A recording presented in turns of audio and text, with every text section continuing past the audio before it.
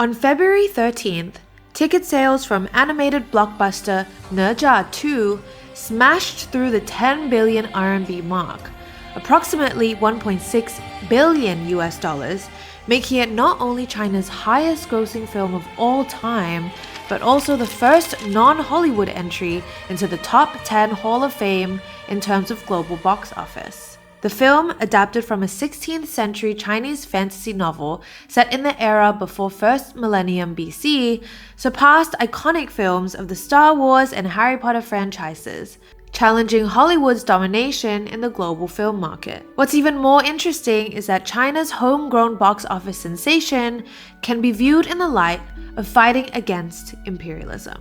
In summary, the movie tells a story of gods and demons. A group of immortals formed a religious sect called the Chan sect and tasked themselves with the duty of civilizing demon spirits. They crushed rebellious monsters with an iron fist and enticed obedient ones into servitude with the promise of becoming gods through reforming their souls. The protagonist, Ne Zha, although born to human parents, had demonic blood and was prepared to walk the same path of redemption.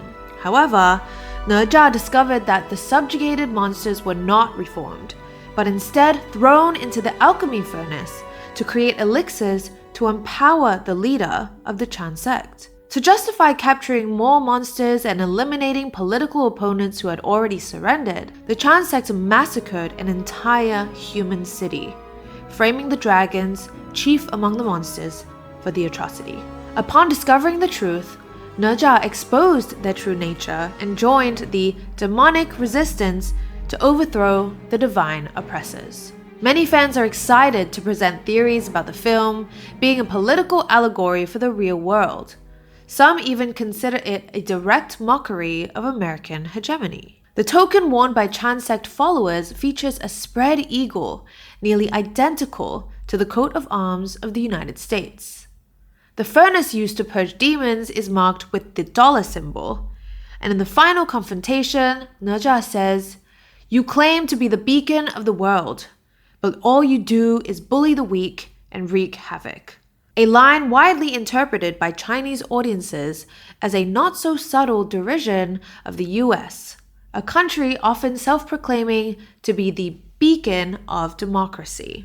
Conventional wisdom has it that since young children are the main target audience of animated films, commercial interest would dictate that film studios must clean up traces of the adult world, because parents want for their children sterilized fairy tales without any political controversy.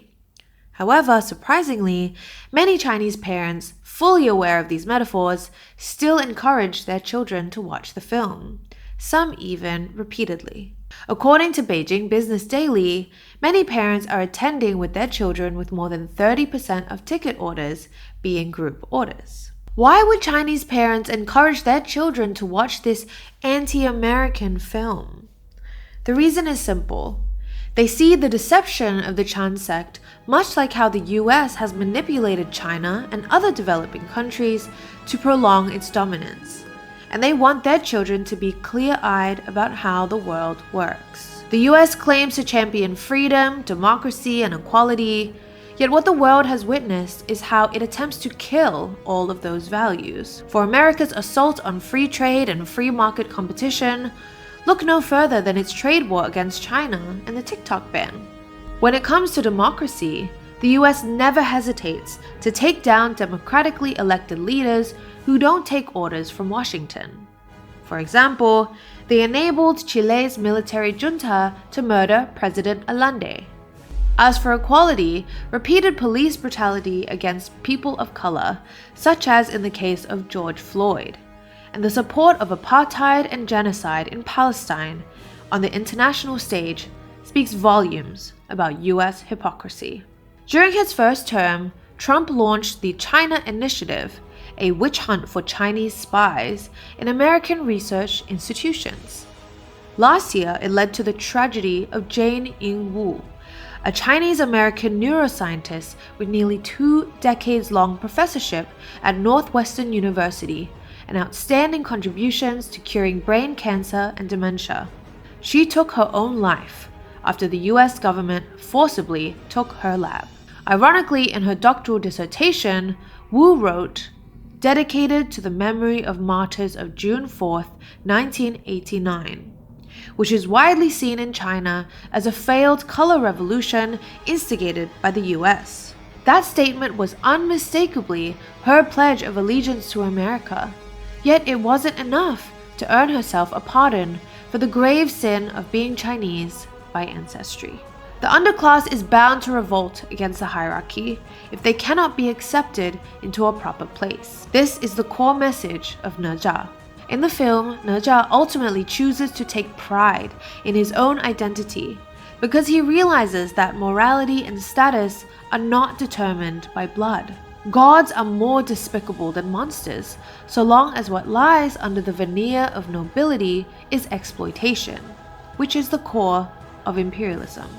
At the end of the movie, after humans and monsters defeated the Chan sect and sent its followers fleeing back to its heavenly den, some monsters chose to seek refuge away from the ruinous world. Ne Zha, however, said he would stay and continue to resist. The Dragon Prince asked Ne Zha, "Do you still want to change the world?" Ne Zha replied, "I want to try."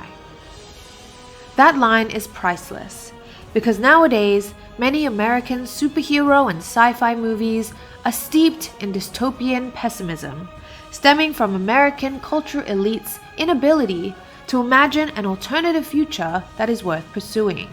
This should not hinder the rest of us from boldly contemplating a post-hegemony world. Thank you for watching this episode of Top Picks. I'm Mimi, and please write a comment below. See you next time.